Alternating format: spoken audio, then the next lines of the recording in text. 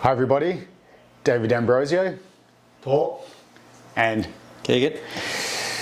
Welcome to the Unified Podcast. Now today we're speaking with our friend Keegan Ontong. Now this is a man of many talents. He's a former athlete and investment banker and recent participant in the Integrated Human Program.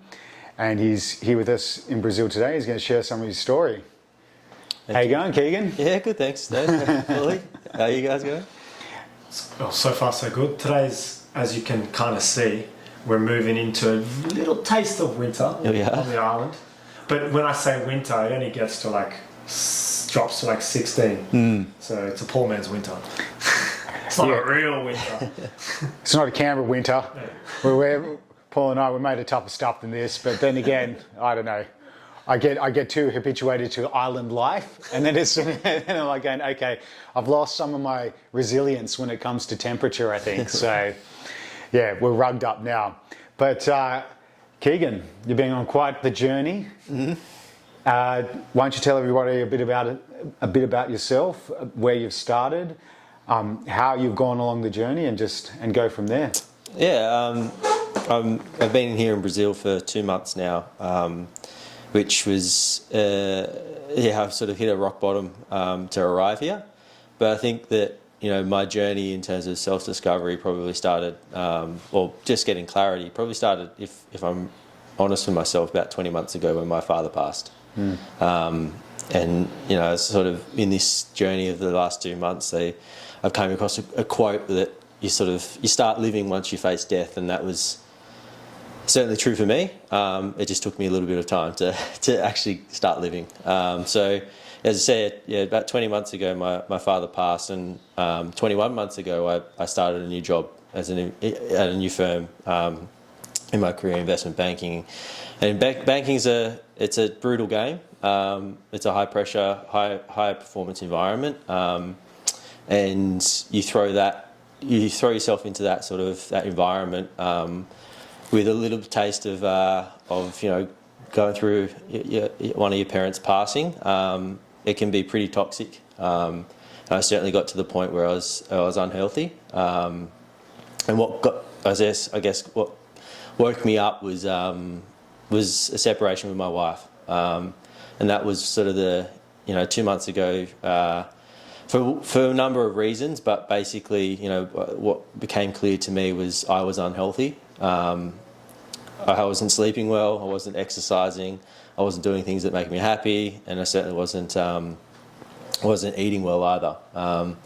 So yeah, it kicked me into gear, that's for sure, and that's what brought me to Brazil. My brother was here at the time, he still is here, but it was a support network that I felt at the time was going to get me through this period, which has certainly been the case. And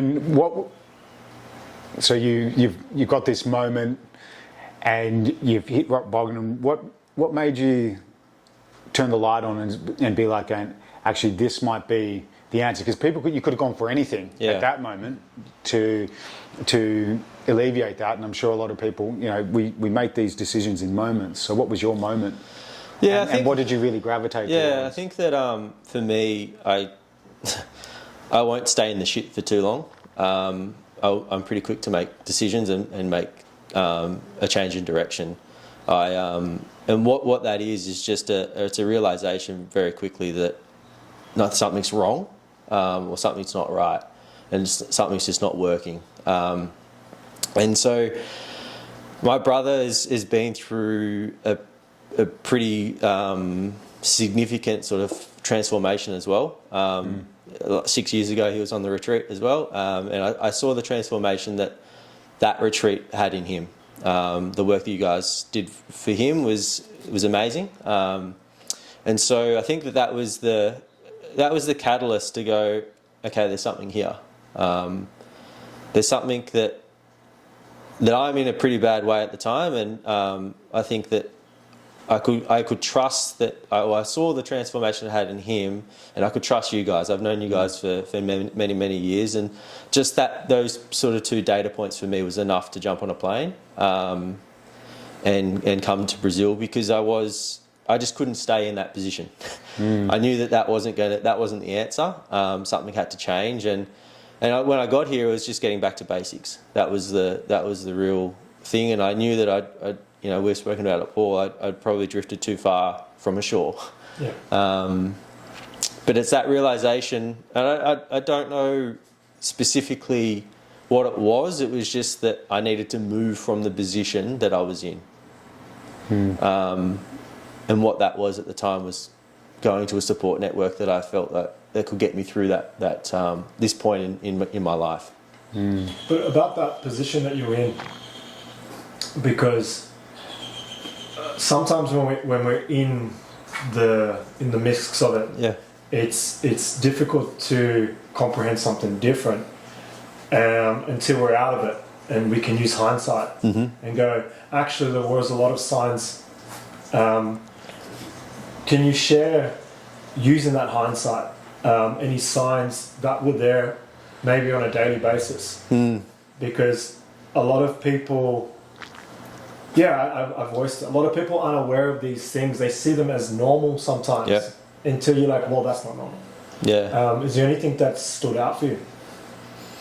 I think that well, for me, like going back to, as you sort of highlighted in the intro, Dave, I was an athlete previously, and we have a great intuition as athletes, so specifically as track and field athletes, because it's an individual sport.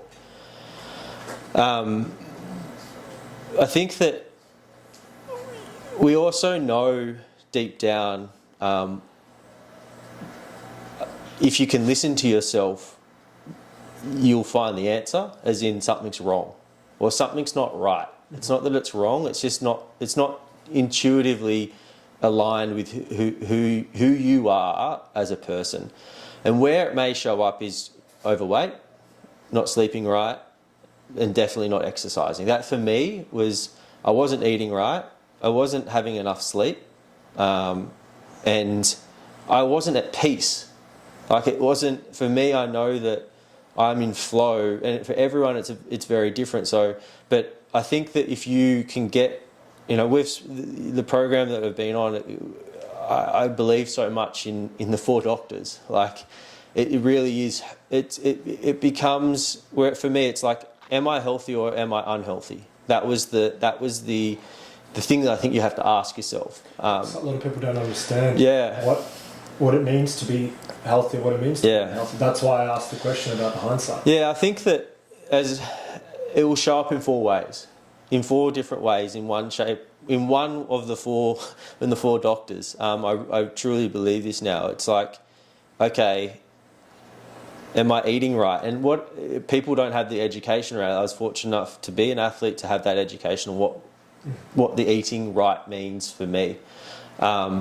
But if you're not eating right, it will show up in, okay, am I overweight? I was overweight. I think within a very quick period, like 4 weeks, I'd lost 8 kilos. I stripped weight very quickly. And that was just getting back to basic foods. Like, now, appreciate that you may not know that what right foods are, but I think deep down we know if we're overweight. We have a natural weight about us, right? And are you just heavy? Like, I know that, once again, I'm fortunate to have gone through that athletic journey. So I actually know my sort of competition weight, so to speak, or my natural body weight. And a lot of people do and don't know what that is. So then the next pillar is, okay, well, am I sleeping right? Like, am I able to fall asleep well? Am I well rested when I wake up? I think that's another question because a lot of people that I connect with, and it's one of the things that I'll ask people is, how'd you sleep? How were you sleeping? Poor, very, very poorly. Look, banking's it's not conducive to sleeping well. Oh, you have an objective. Yeah, like that was the realization, to also shift from that career. Like, some nights you get 3 hours sleep. It's and you know in the at the time that that's not conducive to performing, but there's also just the reality of getting a deal done, and that's the environment that banking is, and that's why I realised how unhealthy that is for me. There's plenty of people, plenty of bankers out there that can do that. I question now how sustainable it is, but you know, I think you can do it for a short period of time until it catches up. But yeah, like so, I was sleeping poorly, and even if I had 3 hours or 4 hours sleep some nights, that was simply not enough for me on a sustainable, like on a 3 month period of time. I just needed more sleep, which and everyone needs different amounts of sleep. Like some people need 8 hours sleep, and now that I've come out of that environment, I'm resetting the number of hours of sleep I need, and sometimes it's 6 hours, sometimes it's 8 hours. It's going through this journey that I realised the number of hours of sleep I get is not, I don't set an alarm at the moment. Okay, I'm very fortunate to be in Brazil and taking this time, but going forward, I know that I actually there are periods of time where I need less sleep and periods of time where I need more sleep. I'm learning that about myself, but I now need to put myself in environments where that's okay to be in, because I appreciate for many people, that you've got to wake up and you've got to get your kids ready. You got to get that's right. If I had there's a responsibility, commitment to yourself. Correct, and I'm choosing to do that now. Mm-hmm. What were some of the key realizations that you've had on this journey that have really shifted your perspective to where it is now, to where you're starting to recognize within yourself that your 4 doctors, or a more holistic way of viewing your health and everything like that, and how that has an effect on your mind and your outlook? But what were some of the other key lessons, just realizations that have dropped in through this whole process, through consulting with both of us, but also through the retreat space, that have shifted the way that you're viewing things and really lightened that load that you had internally? Yeah, I think that people, if I got to this point, and you get to these points in life where you hit ceilings and you want to break through them. Well, I certainly did. I still have a desire to achieve a lot in this world. The realization, and I've known this for many years, it's just come in different ways, shapes or form, but with growth comes pain. There's to get through support, my friend. To get through those ceilings, you need to go through pain. Now pain is people, you can see it in many ways, shape or form, but for instance, the most simplest form is if you want to grow muscle, you need to tear the muscle. Yeah. If you want to grow it, it's going to be a form of discomfort. Yeah. So the realization for me was that I didn't necessarily have the tools or the awareness of that that pain barrier, specifically with my mental state.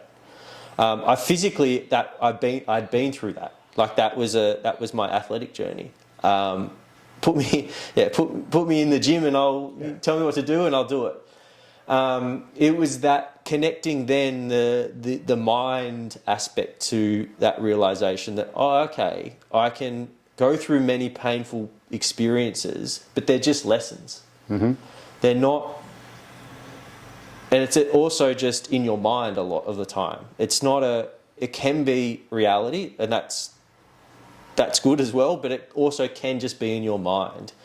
And it's having that realization of connecting then, I guess, the mind aspect to what I knew or what I learnt as an athlete, that I need to still go through these pain barriers in my mind to grow. Mm-hmm. And having the support and the tools to be able to do that. And that's certainly, I've learnt that that's probably the biggest realization on this journey.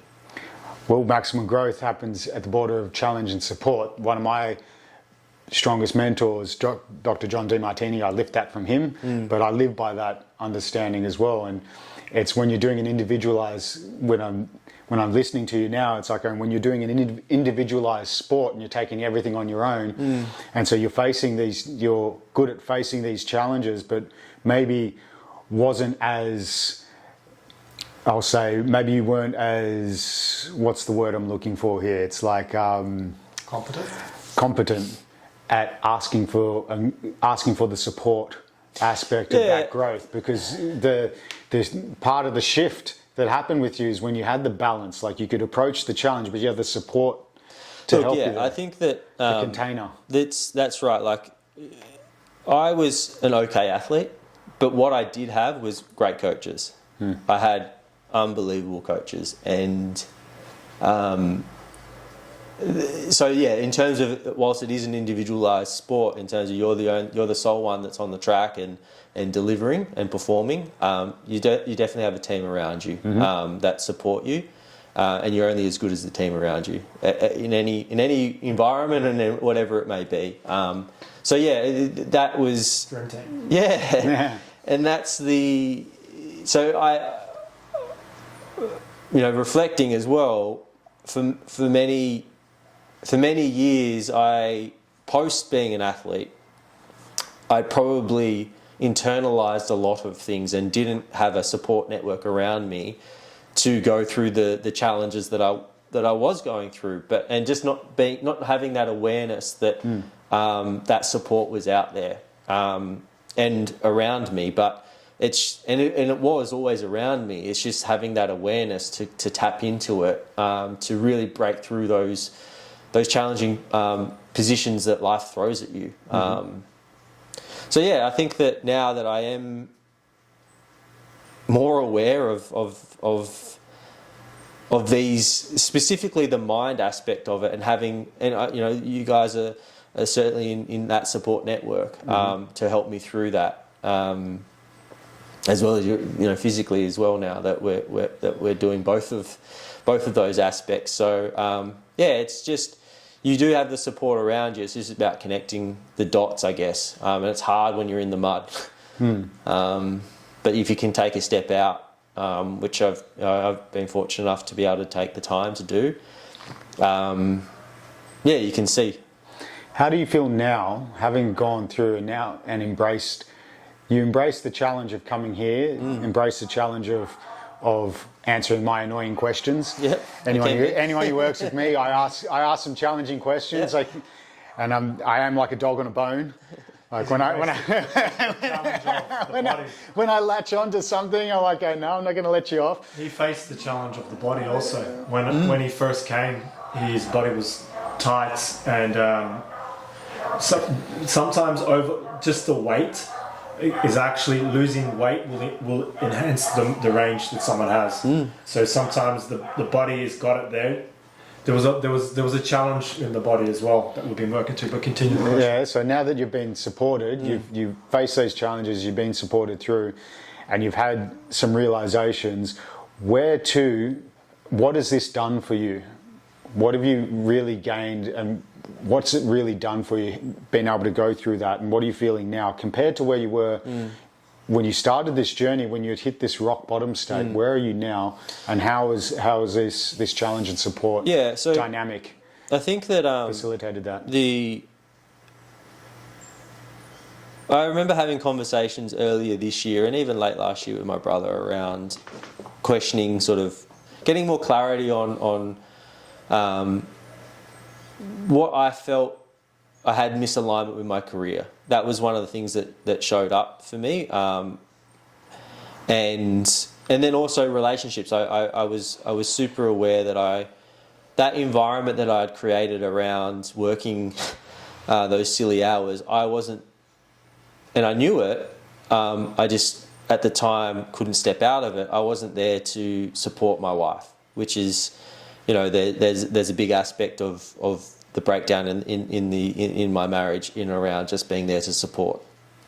she's going through some stuff with her family as well. So they were the two things that were popping up quite a bit with conversations around with my brother specifically. And so what I had those in the back of my mind. The intention, I guess, even when I stepped into ceremony, was to get more clarity around service as to how I'm going to serve in this world, and more clarity around relationships and what an evolved and a loving relationship looks like. And so I've certainly got a lot more clarity, I would say, in around those two specific areas that I had come here unconsciously, probably, as in it not being super on top of my mind, but speaking, because if you listen to yourself, if you listen to yourself, even when you are consciously aware of what you're saying and subconsciously not aware, or whatever it may be, the things that are on top of your mind will show up. Yeah. The answers are there. Yeah. Or the directions there. And you just need to really sort of connect with it. And so it's that clarity, but then it's also on those two aspects, but it's also connecting with my true authentic self. That's something that, I think if you're, I have a belief that if you're unhealthy, then you can't really. There's a lot of garbage or a lot of barriers that are in either mentally or physically in your way to being your authentic self. And I've been able to clear those, both physically and mentally. So I think that the support that I step into this next. After being here for 2 months, I want to continue this journey of being my authentic self. But I've got the tools at least to connect with how to go about that.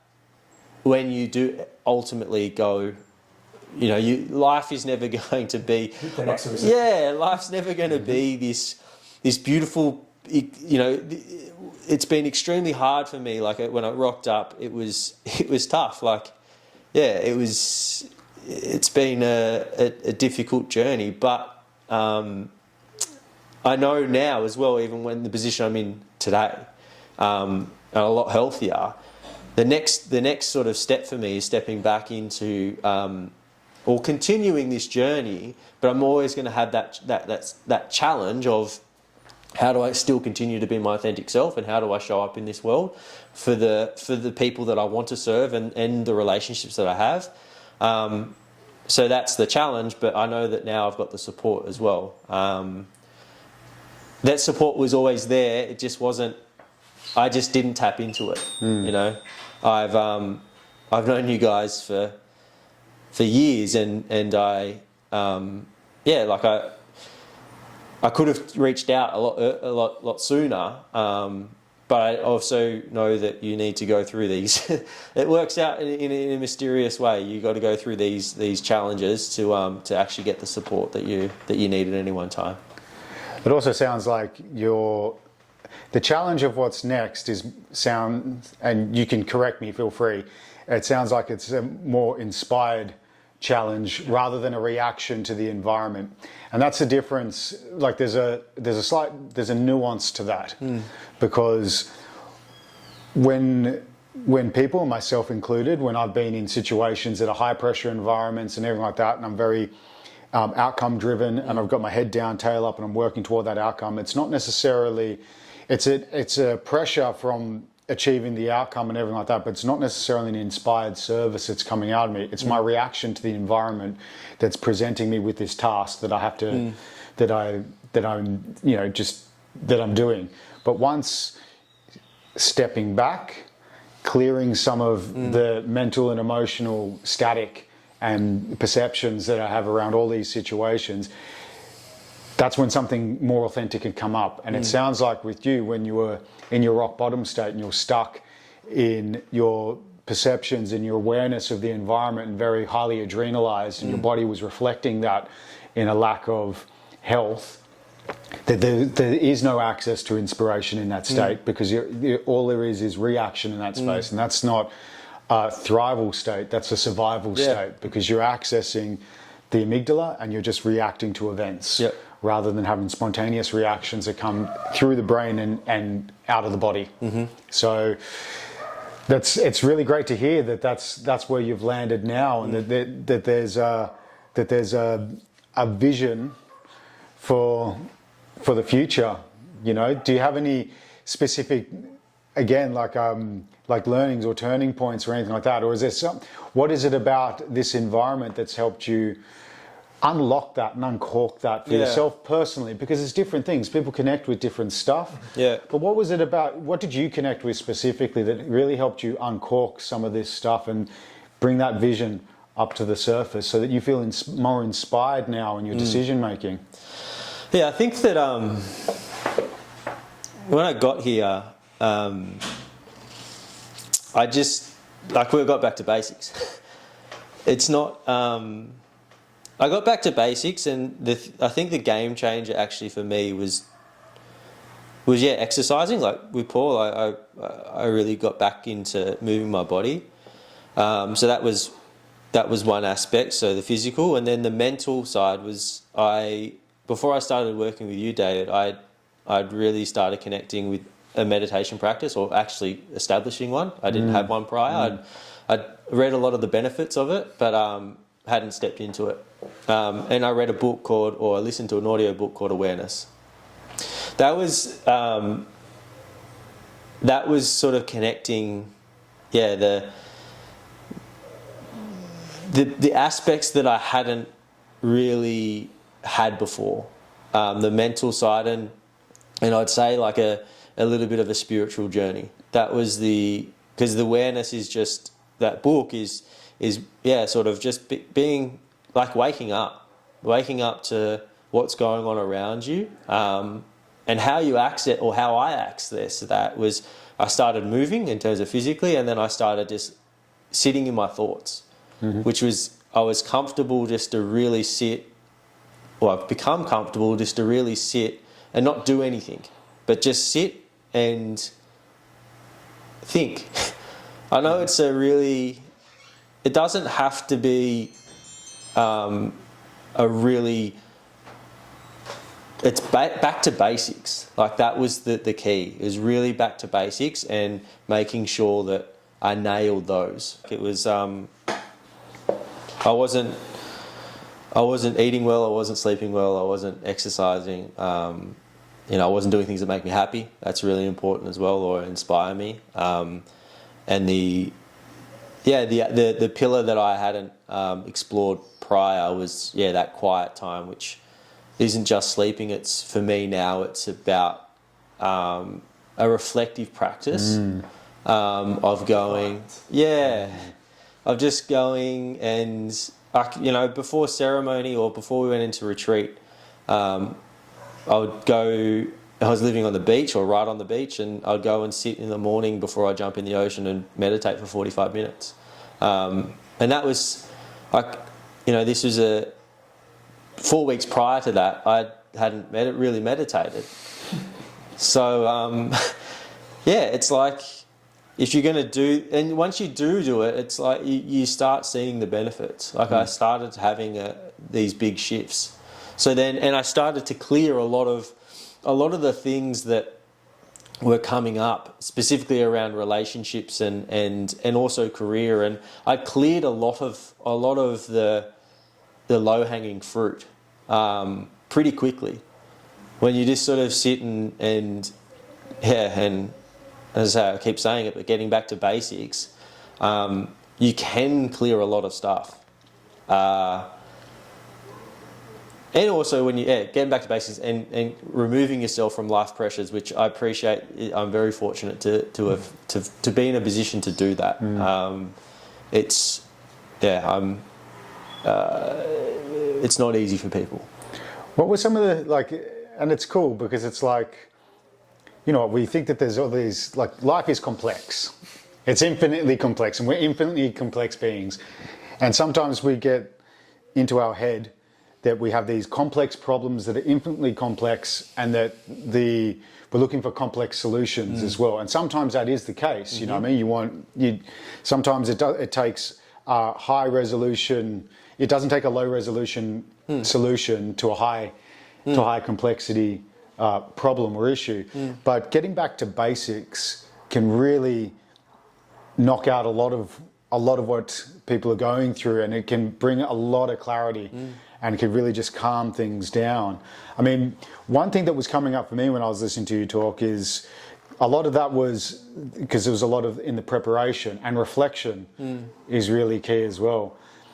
And you spent some time getting back to basics, reflecting before you actually step foot into the retreat space. How do you think that served you going through and getting grounded in the basics and reflection when you stepped into the space? How did that serve you? What did you learn from that? And how do you think that that's going to stay with you?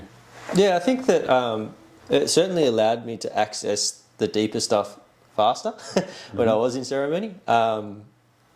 So that, like, we've got, there are a lot of layers, as you're saying, to a lot of baggage, and if you can clear it, and I was able to clear it without any psychedelic.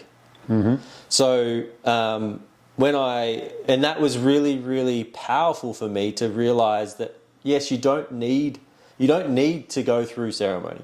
I chose to do that because I wanted to a deeper understanding of what's happening. You know, they say that a night on ayahuasca is like 14 years of therapy, right? I didn't know that when I stepped into ceremony, I remember the first within 20 minutes of the medicine kicking in, I was purging and I was in, and that was in relation to some hang-ups I had around my body, and my lack of love for my body. I didn't even know that. Consciously. Yeah. Consciously. Yeah. I knew it on a deeper level. You knew it. Because you accessed it. Yeah. But stepping into, like, prior to that, like, a lot of I'm not going to say it's superficial stuff, but it's just the surface level stuff. I was able to clear that. And that's really important, the preparation stuff. Like, if you can get through that, because what comes up is, you know, one thing I touched on it, my father passing 20 months ago, like, grief was a big thing for me, and I had touched on as well, like, my coaches that I had in my life, the most prominent coach that I had in my life also passed, and that was now, 15 odd years ago. Like, it's been quite some time, but I still had grief. I still had a lot of grief. Specifically, it's a short amount of time with my father, and that was acute. I was acutely aware of that. I wasn't so acutely aware of, say, for instance, a passing that I had, back in 2007. So, when you can clear those things, when you are going through the preparation, it also allows, when they do show up in ceremony, not to be scared of them. I had some visions of my father and my coach and people that have passed in my life, and I just had pure love. But had I not gone through the work that I did with you, David, around grief, I may have been scared in relation to them showing up and not knowing how to deal with that. So I think that it just allows you to, that preparation's key. Like, you've got to do the work to be able to access those things that are really happening deep down. And if you can do that, I think that you're going to get a lot more clarity as to the things you're going to be able to move forward with. Just for context, grief was something that was worked on prior, as part of the preparation, prior to the ceremonial space. And a lot of the times, and this is going to be a controversial opinion, a controversial perspective, a lot of people are not going to agree with this, but a lot of the times when we are grieving, when we go into a grief state, we're covering up true love from coming to the surface. True love and gratitude is covered by this grief state that we're in, because there's a there's part of us is conditioned to think that if we're not grieving, then we didn't really love the person. And so there's a little bit of social conditioning to it. There's a part of us that believes that the person is gone and gone forever, and that nothing lives on or anything like that. That there's that part, and there's a sense of loss. And in the preparation with Keegan, we were able to go through and we were able to work on that. And so that once these people that he was grieving the loss of, like, he'd reached a love and gratitude state before stepping in, and then when you step into the ceremonial space and you've already got that in your head and in your heart, it's just like you really feel it like you really sense it and feel it and connect with it on an even deeper level. And it's, hey man, the work works. That's all I can say. With you were speaking about your meditation practice and going back to basics with your health, and you spoke about the 4 doctors. How do you feel that going through keeping on the preparation bandwagon, how do you think going through those preparation steps of embodying and understanding a practical lens to see health through the 4 doctors, starting the meditation practice, how do you think that supported you going through these different experiences that came up in ceremony? Yeah. Or did it support, like, what's your opinion on it? Yeah, well, meditation, absolutely. So I got my backside walloped in the first 2 ceremonies. And this is not to scare people, but it's just to go, yeah, the medicines can be strong. And I spoke to you after the second ceremony where I was in it showed me some good lessons. Tough lessons, but some good lessons. And I said to you, I was like, how do I work with the medicine? And the guidance was you need to breathe. You know, and it sounds such a simple thing, but had I not gone through that, had I not gone through the preparation, had I not had the meditation practice at all, like to go, oh, I can actually control my breath here. And so that was, you know, when I went into ceremony 3 and 4, that they were the game changers where I was able to work with the medicine. Now, I'm very reluctant to say that I've mastered that because I know the next time I take it, I'm going to get my might get humbled. Yeah, you might get absolutely. humbled. And that's you think you know it all. That's right. It's this that's you know, I was speaking to someone this Next morning level of awareness. around this point around you don't get pleasure without pain. Like, I know we always look at it's the yin and yang of it. Like, you need to be able to work with it and understand though that it's just not to be fearful of it, just to work with it. So that was the meditation piece. The diet piece, like, I mean, dieta is, if you don't go through that preparation, I don't know what would have physically come up in all ways, shapes or form, if we're not. Like, so that's, I don't know any other way. So I can't compare as in, if I didn't do that, I don't know what it would have been like. But I just know that the things that did come up, quite literally physically, may have come up it may have been a different struggle, as in it actually being able to come up. Because you strip out a lot of toxins and whatnot in your body and through the dieta and through the preparation, and that I can only imagine if they are there, when you do step into ceremony and you do need to purge, it's going to be a lot harder. And then physically as well, I was in good shape. Like, once again, I think in ceremony, my brother mentioned, pre and post, just in the week I'd lost a fair bit of weight in that. Now I can understand as to probably why that may have been the case, but I was also just, I was physically in a good shape. That there's a photo of me on the retreat going through my first actual back bend. And it's like, wow, like, I was in, and there's photos of me 4 weeks prior and I'm like struggling to to actually move. So I was in physically good shape. And then the inspiration point of those 4 doctors, of just being happy, or that was Dr. Happy, it just puts you in a different state of mind. Like, when you just get back to doing things that you can authentically connect with, that make you happy. Like, for instance, one of the things that I analysed was like watching a game of football. Mm-hmm. You know, I've so much of my childhood. Man, you. Really? Proud to be supported. Are you sure that isn't a stressful thing? It's okay. It wouldn't make me happy if I supported them. Yeah, but Liverpool's not going well this year either. But yeah, just connecting with those things that make me happy. Like, it's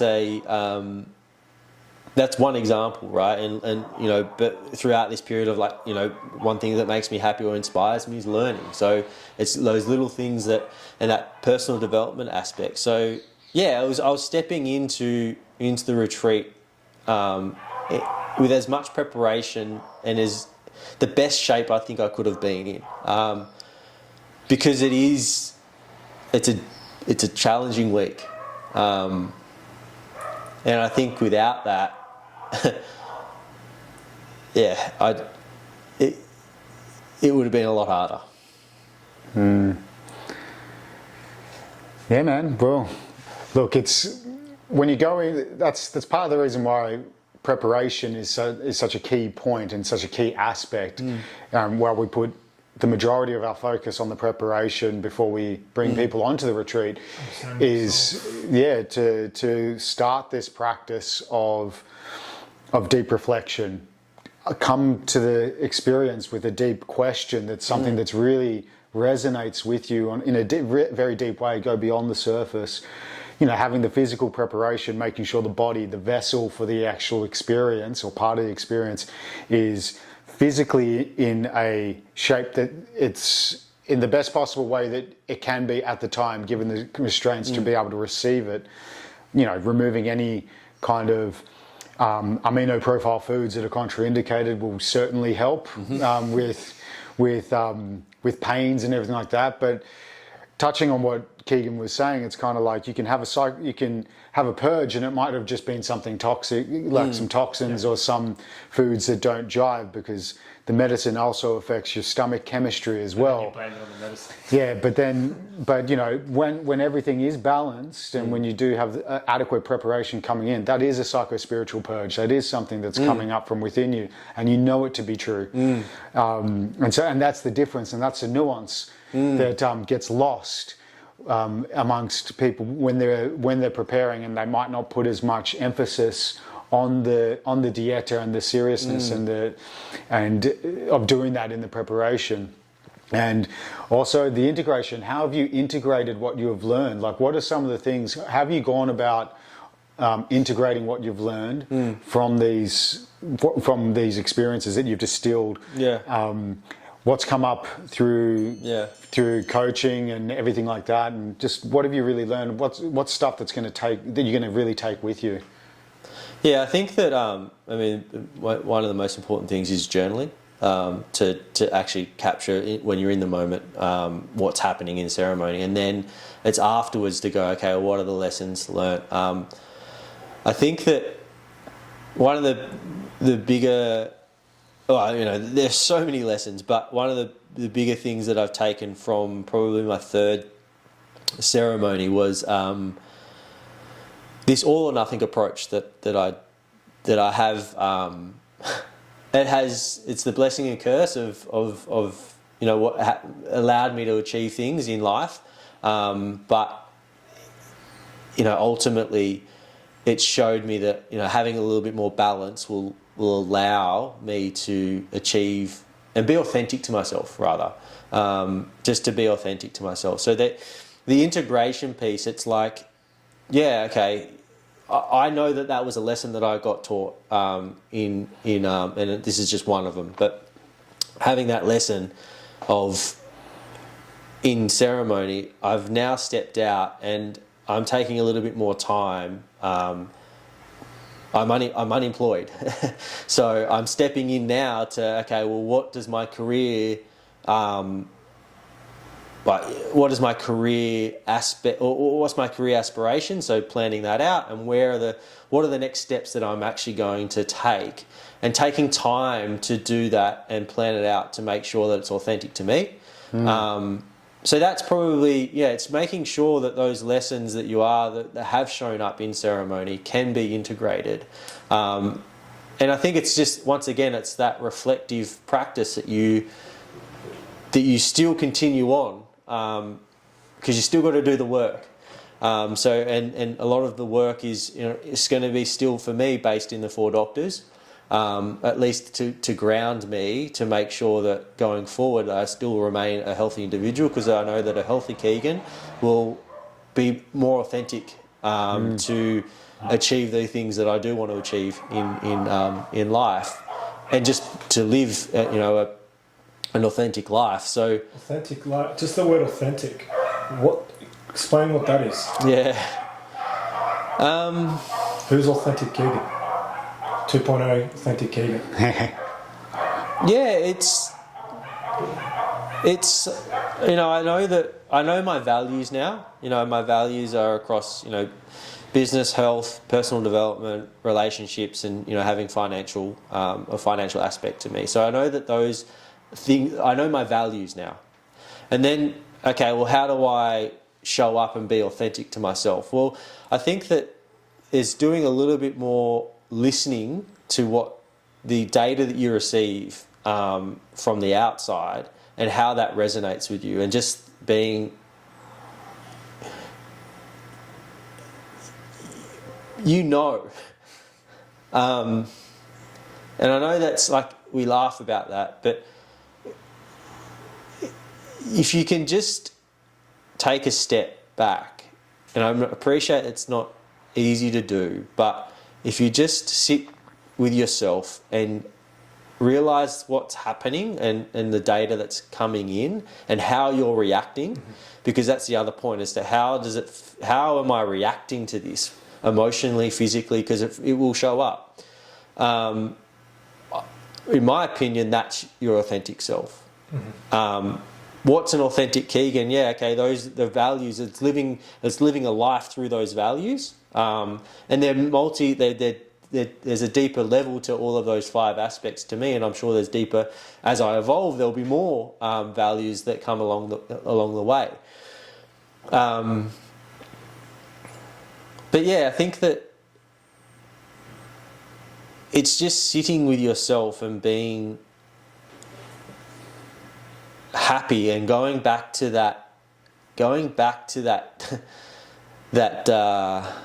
for lack of a better, like that, the 4 doctors are making sure that, okay, where is it hitting? How am I serving those 4 doctors, and what does it mean to me to be happy or quiet time? How does my doctor happiness support my highest values? Yeah. How does my doctor quiet? How does my doctor diet? Yeah. How does my movement support my value? Yeah, so it's linking them, and everyone will be different, as well. It's not, everyone has a different set of values. It's just being able to link what you're doing on a daily basis, because you are working to your highest value at any one shape, at any one time. You may not like it. May not be aware. It's the awareness. But it's it's the awareness. It's just going, okay, this is how it's serving me. At any one time, and that's it's just being being happy, just being your authentic self, because who doesn't want to just be themselves? I think that as individuals we're pretty cool. As you being Paul, I love you, man. You being David, I love you, man. And that's I love myself in terms of my authentic self. So the more that I can... Could you say that 3 months ago? Not with as much conviction. It was, I loved aspects of myself, not the holistic Keegan. Cool. Yeah, definitely not, because I wasn't exercising, I wasn't eating well. They're just aspects of it, right? And that wasn't connected to that the health aspect that a value of mine of health. That what I wasn't doing the things that were truly aligned with me being my healthy self. Do you feel like your authentic self after all of this? Yeah. Absolutely. I think it's a big. If you do the work, I think, and you really sit with it, you can really connect with that. I didn't know that was the outcome. I just had the questions around purpose and around relationships. But did they get answered? Yeah, they got answered, and they get answered pretty quickly when you start just being yourself. Like, but yeah, you got to clear a lot of some people. Well, as I said, it was when people say, oh, well, they may or may not go. It's been a 2-month period of time. Now that's pretty quick, I think. Like for me, it was okay. Yeah, there was a 20 or however long period of time prior to me not being my authentic self, where it's been that void of just not being myself. I don't know how long that's been. Probably been quite a while. But what became acutely aware is it can be a quick shift if you just do the work and do it like. As I've don't realise until the light's off, until the light's on. Yeah, until you turn it back on. And it can happen. It can happen pretty quickly if you just if you surrender. Like it's just surrender to the work. Like you got to do the work, but if you, that was one thing that another lesson is just surrendering. And it's just surrendering to being yourself. Like that's all it is. Like you just have to surrender to be yourself, and that's it's not easy, but it's pretty cool when you do. For the last question, I just want you to share what advice you would give to someone else, either thinking about coming on this journey, whether the journey is of self-discovery, development, or specifically the Unified Integrated Human Program.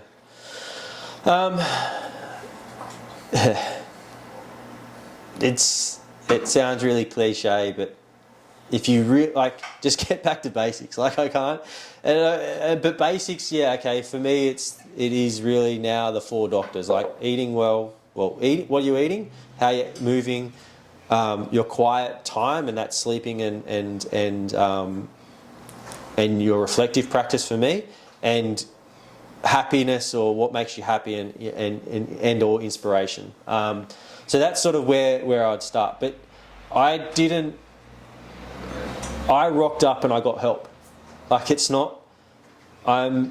If you don't know where to go with it. Okay, you can read some books, you can listen to some podcasts, you can listen to but you need to step in and do the work. And it's hard, like if you don't have the guidance. So I would encourage people to reach out to whoever they feel as though may have gone through a similar journey and ask them how they went about it, because everyone's going to be different. But that's sort of, if you are struggling, and there are many people struggling out there, but I think at the core of a lot of struggle is just being healthy, just getting back to health. Yeah. If you want to then go and take a step further, which I didn't know that I was doing, but I did, is the unified. As in, I didn't consciously step into this journey of, like ayahuasca didn't. They say that you have a calling to it for a long, long time. It didn't necessarily call me. I had good data points from my brother going through the experience previously, and I saw the change in him, and I had good amount of data and the trust in you guys. That was enough for me to then step into the Unified Integrated Program. But if you do want to do this program, you just have to be willing to do the work. listen to David, listen to Paul, like listen to the advice that you're receiving, because you've got a lot of, you both have a lot of experience working with the medicine, if that's what you choose to do. And it may, just in and of itself, the preparation component of what you guys prepare us with is very valuable. You don't have to go through this journey of going through ayahuasca. It's not a necessity. I stepped into it because it made sense for me. And I'll continue to work with the medicine in time. I think that there's a lot of benefit to it. But it's not for everyone, and it's tough. The medicine isn't the answer for everyone. But it can help. It helped me a lot. It's changed my life a lot. But there are levels to it, right? Like I would say that my all or nothing approach helped me with that, right? But it's not, and everyone's on a different journey, and everyone has different layers and different wants and desires. So just getting back to basics will help you on this journey, and it's around the 4 doctors, and seeking advice. Like help is there, and you have all of the. I believe that you have in your network. You have all of the things that you do that you need to get you through whatever you are challenged with in life. And if you don't, then seek professional help. And I wouldn't have been able to get through this journey without you guys. Like it's not, and that's a genuine belief. Yeah, it's like, of course I rocked up and did the work. That was, for me, that's the easy part. Like doing the work is the easy part. And that comes from the fortunate ability of, yes, going through being an athlete and going through those struggles of pushing my body to those limits to try and get that gain, that extra little percentage. So doing the physical work has never been an issue for me, as long as the environment's there. The mental aspect of it, yeah, that was new to me. But if you can just do the work, you'll get the rewards. So for anybody out there who wants to find Keegan, what's the best way for them to connect to you if they want to find out maybe more about just journey and everything like that? What's the best way to get in contact with you? Yeah, so social media.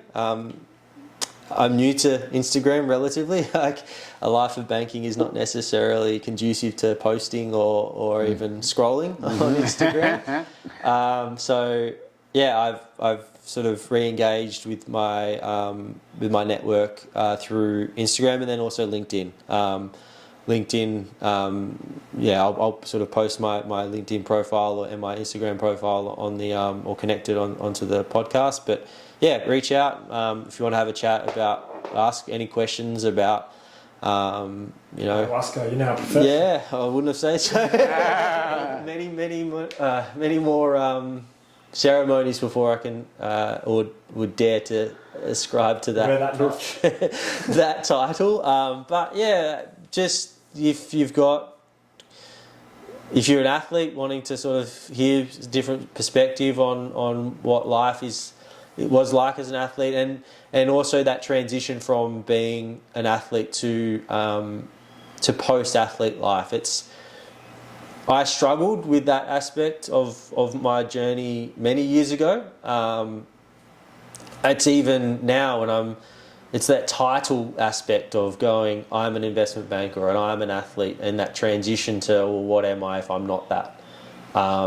Happy to chat around that. I think I've been through sort of 2 transitions now, and I can resonate with those questions that people ask yourself. And there's happy to chat to people, whatever it may be. Reach out. Great. So you heard it there. We podcasted, guys. There you go. That's the end. And for my brother and I, like, subscribe, unified_TIH for our Instagram handle. But DM us if you have any questions regarding anything that's been shared today.